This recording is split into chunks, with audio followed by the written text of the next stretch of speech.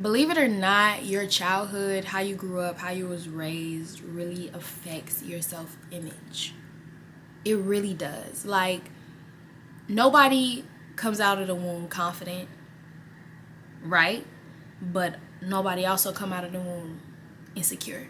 So it's like insecurities come from somewhere, feeling like you're not enough come from somewhere, lacking self-love comes from somewhere, people pleasing, it all comes from somewhere. And if you're not taught to do it, you typically just don't know how, and you're more on the spectrum of lacking those things. You know what I'm saying? Like, if you're not taught growing up how to love yourself, how to be confident, 9 times out of 10 you're not gonna love yourself nor be confident because it's not taught. It's like racism.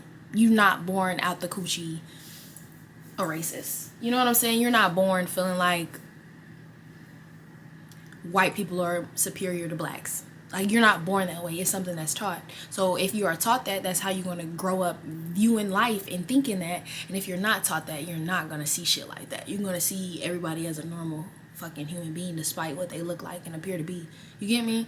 So it's the same thing. And your childhood played the biggest role.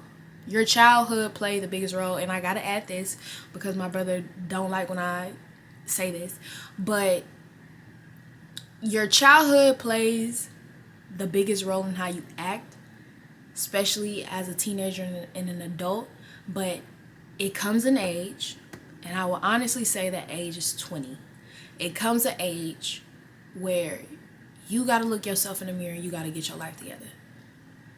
You got to take accountability of your actions. You got to be aware and you got to change.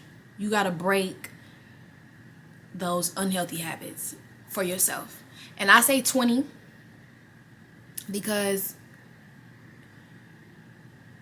I honestly feel like up until then you are a kid. Like, I get 18 is the age that you are a kid until you're 20. I truly believe that. As a 22-year-old, with my experience in my life, you are a kid until you're 20. You don't just get out of high school and start thinking like an adult and move like an adult. No.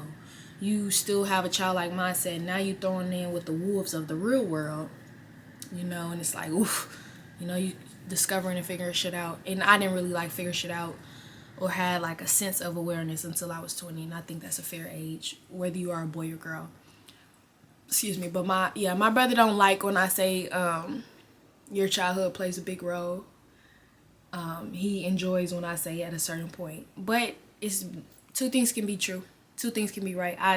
I know for a fact how you are raised affects how you view yourself, as well as I'm also aware that at a certain age it's on you. So if you grew up in a very toxic household and like maybe your parents were abusive, you know what I'm saying, and they constantly talk down on you, they physically harmed you, maybe you were sexually assaulted, that affects how you view yourself. That contributes to you feeling less than, less human. It makes you feel weak because you feel like you couldn't do anything to fight it. You were so small, they were so big. You know what I'm saying? And you grow angry with yourself in the whole situation, and that's how you look at the world now. You look at people as drunks or abusers, and and that can make you feel like you can't trust people, or it can make you feel like you're not enough, or maybe you go after those people and partners that was shown as parents. So your childhood definitely played the biggest role, y'all. Like, it was a point where I had a huge epiphany. I truly want to say it was like 2023. Oh, that's crazy. I was 20 years old, for real. In 2023, I was 20, and I had an epiphany because I was in this toxic situationship. And before I knew what a narcissist was, because he was that, but he was so good at hiding it, or that was a part of the mind game of like really trying to convince me that he's not this guy, that he is like he was times 10, But I had an epiphany because he would always tell me, he would be like, you're too emotional, you overthink stuff. He would talk down on me, but say it so passively. And he would like mind fuck me to make me think that I was just this overly emotional, unstable, delusional, insane ass person. Like for real. Like for real. He really, I started to believe it. Like at first I would fight it. But we were like talking for a year and a half. So eventually I got used to it. And then I started allowing it to sink in and like believing it, you know? I'm like, damn, I am crazy. I do talk too much. I'm not equipped. I'm not emotionally stable to make YouTube videos. He's right. That's true. I was just crying earlier today. I'm not emotionally stable to go to the gym today. He's right. Like eventually I started believing it, right? And it made me want to heal because I was a people pleaser as well. So it made me want to heal. Oops, sorry guys. It made me want to heal and be a better person for him. I know.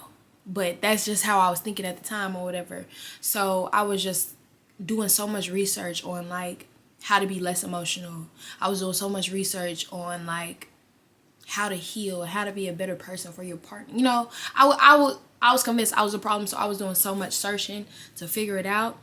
And the epiphany was that like I came across this Sarah Jakes video, and she was talking about how like childhood attachments and how your upbringing affects who you seek in a partner, and how it affects so much shit, like your decisions, and like why you have anxiety, why you're so depression prone, and like it's like everything, it's like a full circle moment. Everything makes sense. Like before I knew it, I'm being my mama and I'm messing with my daddy at 22 years old, like who was a 22-year-old. Like I'm seeing it. It's full circle because though my mama never told me it was okay to be mistreated and have low self-esteem, she showed me that through her actions. And though my father never told me that it was okay to be disrespected by men, he showed that by disrespecting men. So, I mean by disrespecting women. So that's all I seen, that's all I knew, and that's what I accepted.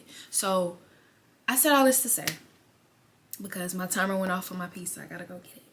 But I said all this to say that your childhood wholeheartedly affects how you view yourself, how you move in life, how you pick partners, how you love, what love means to you, what you think of yourself, how you view yourself, and how you speak to yourself. 138%. I agree. But it comes a time you gotta change that shit. You gotta say, I don't want to people please no more. I don't want to be disrespectful no more. I don't want to be angry at the world no more. I don't want to hate myself no more. I want to love myself. I want beautiful things to happen to me and for me.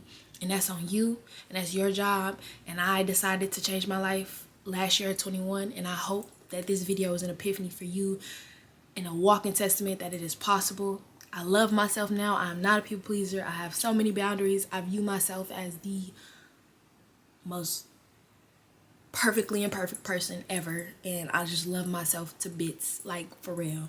Bitch, I said bits. Like that's how you know I'm for real. To pieces, bitch. But let me get my piece of y'all for real. But I love y'all. I hope this helped. And I'm going to see y'all later.